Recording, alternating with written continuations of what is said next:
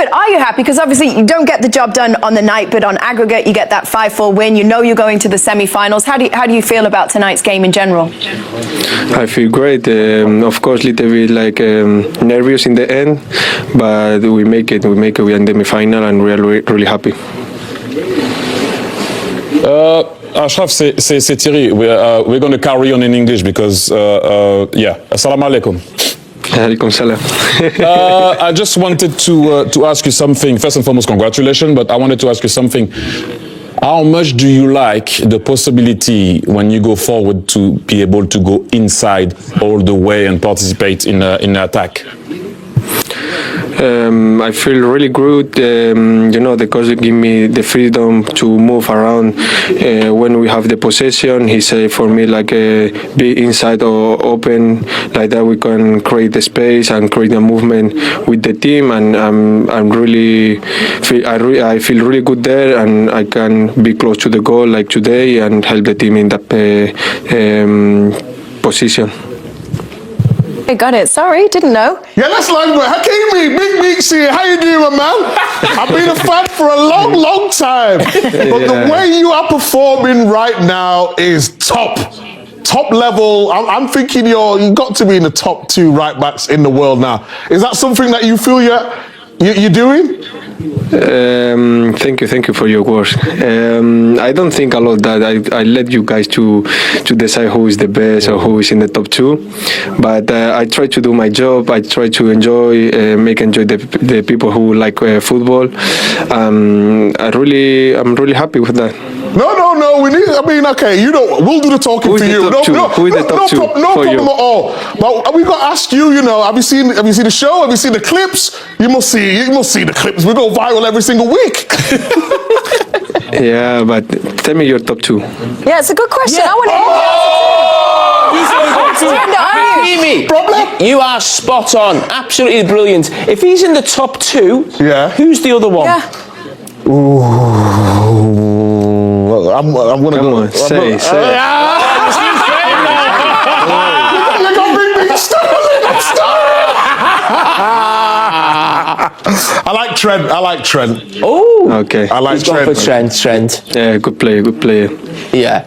I mean, Hakimi, I want to ask you about the difference in the team. You look like the best team in maybe Europe at this moment. In the past, you've had maybe the biggest names in world football, but now it feels more like a team. Do you think that gives you a greater opportunity to win the competition this season? I think we are really confident. I think since 2 years right now, we work a lot, we improve a lot, and we are in the way to become a big team. And we are again in the semi-final, and we want to show everyone that the Paris Saint-Germain is a big team, a big club, and we're gonna fight for all the titles that we can. Hakimi, you're the best. You're my number 1. Don't worry. You're my number 1. Very quick question before you go. Who do you expect to play in the semi-finals? Will it be Arsenal or Real Madrid? I don't know. Both teams, they are really good, and if we want to go and we win the Champions League, we have to win all the big teams, and we are ready for that. True that. All right, perfect. Thank you so much. Commiserations. You're watching the pictures, so much emotion. Is it pride? Is it regret? What is it? No, look, very proud of the boys of what we've done tonight. Obviously the 2 goals at the start killed us, but we showed great belief, great character to get back into the game, and look, we won the second leg, but unfortunately it wasn't enough. What changed in the second half? I couldn't tell you, man. I just felt like, we at half time, we had nothing to lose. That's what we said in there. We wanted to go out there and just prove a point. The boys dug deep, we pressed well. I think you could see that. And we had chances, we did. And I think I scored the hardest one, but look, it is what it is, and we move on. Yeah, when you scored at 3-2, what are you thinking? Half an hour to go. Yeah, we're gonna get another one, and it looked that way. We was applying a lot of pressure. Obviously, Ian Matson had that chance at the end, which was blocked off the line. So look, I don't think we could have done anything more. Yeah, did you score the harder one? Because obviously you score that excellent goal to make it 3-2, and then there's another chance, isn't there? Yeah, definitely. One of those ones, I missed the ball. happens, part of football, but yeah, nothing I can do, man. Yeah, I mean, I know here you feel you've got Emi Martinez as the best keeper in the world, but Donnarumma tonight. Yeah, made some excellent saves, and look, he's one of the best for a reason. So what do you take from this as a group? Obviously, I suppose the key lesson, if you like, is let's make sure we get in this competition next year. 100%. I think we showed tonight that we can compete at the highest level, and you know, we want to do it again next season. Thank you, Aston. Thank you very much. Having said that, you know, if you go back out of the tactical thing, man, they made it Slow down, but certainly. into the game. Do you think, do you think where he could have said? The only thing I look at is when he brought Watkins on. Do you leave Rashford on rather than still going with the extra midfield player?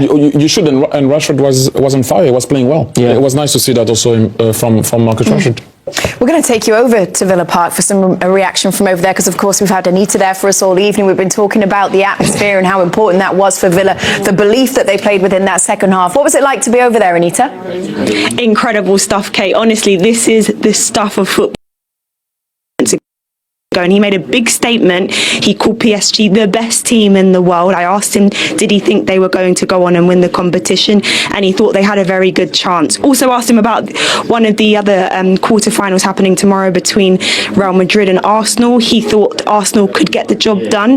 But interesting in that he thinks that PSG are so good. He said they're so devastating on the attack, and felt that like him and his teammates would really feel it tomorrow. Interesting. Are you hoping that you might be able to speak to anyone else and bring them to us in the studio, or what's the plan, Anita? I'll try work my magic, you know. Maybe Big Meat should have come here and given me a hand. I know. Maybe you should have spoken to the ground staff. I told you. They were calling for you, Micah. Sorry, Anita. What was the atmosphere like, Anita? Did you enjoy it? 100%. I'd come back. Like I said, John McGinn said that him and his teammates are full of motivation to get back to this competition next season. As things stand, they're 7th in the Premier League table. So much to play for. It is tight in those positions from 3rd through to 10th. So they have a real chance of getting back to the top European competition for next season. I'm liking the coat, Anita. I'm liking the coat. Thank you, Anita. We'll see you in a bit. Thank you. See you. Are we getting Dembele? Oh, ask her. She's gone. I was trying, but you talk about coats, so I couldn't get it. Well, it's just we have a job to do. People are always ruining your football talk, We aren't have a they? job to do. Okay, we will get her back. Don't worry. Hopefully Dembele as well. We're going to go to a very quick break. We'll bring you highlights, action in. Yeah. He was. It was good. He was. Listen. It was one of those ones that it looks a great goal, and it still is a very good goal. It just takes a little nick, but again, they get that ball. Don't forget Tielemans in the first half, running at the defence between the lines, getting in behind the midfield. That's where John McGinn does as well there. He's got an awful long way to run as well. We've got to do more in terms of closing him down quicker. Gets a little bit of luck, but it's a brilliant goal, brilliant strike. And then we knew we were going to have a little bit of a game, didn't we? Yeah, we did. I mean, I've trained with John McGinn, played with him at Villa. He is a top player. He just keeps going from strength to strength. But another man I was impressed with was Rashford. We talked about him playing as number 9. He always loved his left channels, didn't he? And I mean, I thought his work rate tonight was outstanding. And what a save that is from Donnarumma. I mean, That's young not Rashford. many goalkeepers save that. And you're right, Thierry, that is young Rashford. Confidence, freedom, coming inside. And what a hit it was. But this was a massive chance, Thierry. That's the Rashford we like to see. That's the Rashford of Manchester United. Look at how he goes inside, awareness. But talk to me about the finish of Konsa. The way he placed that ball in the bottom corner is just outstanding. Just a little bit of bend on it, isn't it? Yeah, just go away from the goalkeeper. There's no way the goalkeeper can save that because he's going back in the middle of his goal from that position. You can't save that. You're going to see it here. It's impossible to save that, and Rashford did ever so well and won the finish from Konsa. Yeah, and then we saw Aston Villa have 4 decent chances to try and get that goal that would have taken the game to extra time. Just wasn't to be for them tonight. Let's take a look at Tielemans first. Yeah, James. Tielemans was the first one, and you just felt like the goal was coming. As I said, there was a few of them in such a short space of time, and I mean, to be honest, he does everything right there. The only way he can really head that is to try and loop it over the goalkeeper. That's what he tried to do, but the size of the goalkeeper is probably the one goalkeeper in Wales football I can probably what a get save. that just because of the sheer size of him. Very unlucky. Save. I mean, Asensio comes on. What a move by and the way. look What at a the run. the ball, the timing, and you just think he's going to lift it there. I don't know if he tries to go through the goalkeeper's legs there, Thierry. He can also lay it off for Rashford, but you need to be extremely cold to see that one. I just think he could use the bounce of the ball though, and just lift it over the yes. I mean, when you don't score, I mean, it's easy to talk. say, Yeah. Oh, that's the one for me. Conser.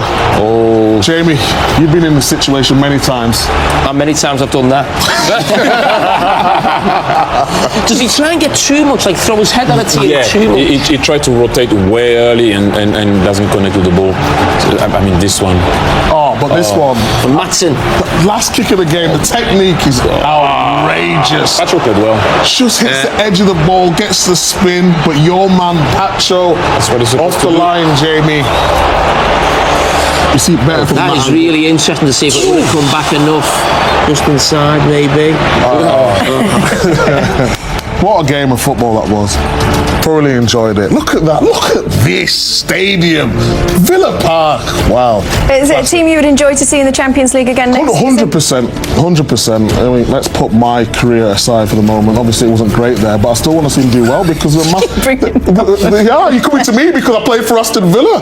But the fans, when they're at it, yeah, there's some of the I think it's one of those nights where if you're a fan, you're disappointed, but you've loved it as well. You were going there not really expecting too much, and that's a night that they remember for a long time. You know, hopefully from their point of view, they'll get in the Champions League next season. I think they will, through the league position. But that's a night they couldn't have dreamt of sort of 4 or 5 years ago. So yeah, they'll be disappointed, but there'll be a real buzz around Aston Villa now going forward because they can use that. If that to finish 2 or 3-0 losing, it was 2-0 at one stage. If that goes 3 or 4, that affects your league form. That affects maybe the Cup semi-final that you've got. They can use the fact that in John McGinn, the captain's eyes, they've beaten the best team in Europe and beaten them well and could have been by more. So they've got to take that going forward now. From PSG's perspective, that shouldn't have happened, should it? Coming in 3-1, I mean, they kind of lost composure throughout that game. What happened? Jimmy 2 to 3 to 4-0. Benzema had chances, Makoun had some chances. I don't know what happened to us that night, but we came back in the game 1-1. We made it 1-1 just barely. And then we went home, and then home it was a different ball game.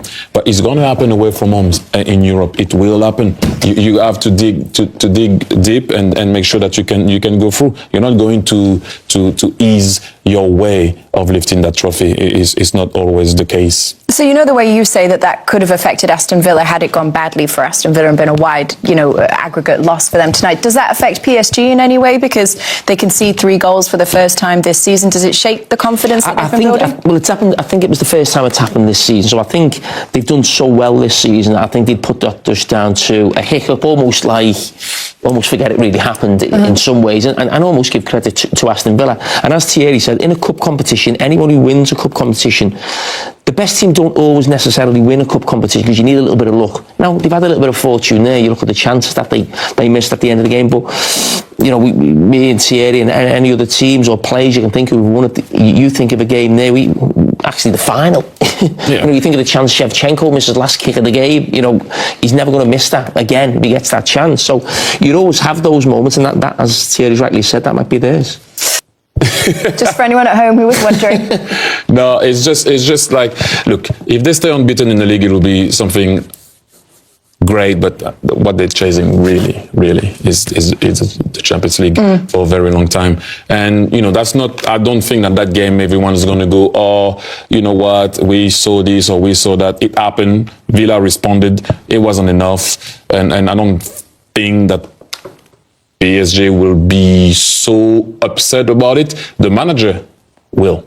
That's a different ball game. The manager will, but the fans will just be happy to finally go again in the semi-final and maybe having a chance to win it. Well, Thierry's right. The Champions League has long been the holy grail for PSG. They are now one step this is an invincible side. They are far from it, really far from it. They're a very good side, there's no question about it. We've been praising them with their energy. They were energy-less in that second half. They were trailing. John McGuinness gone 40, 50 yards with the ball without anybody getting remotely close to him.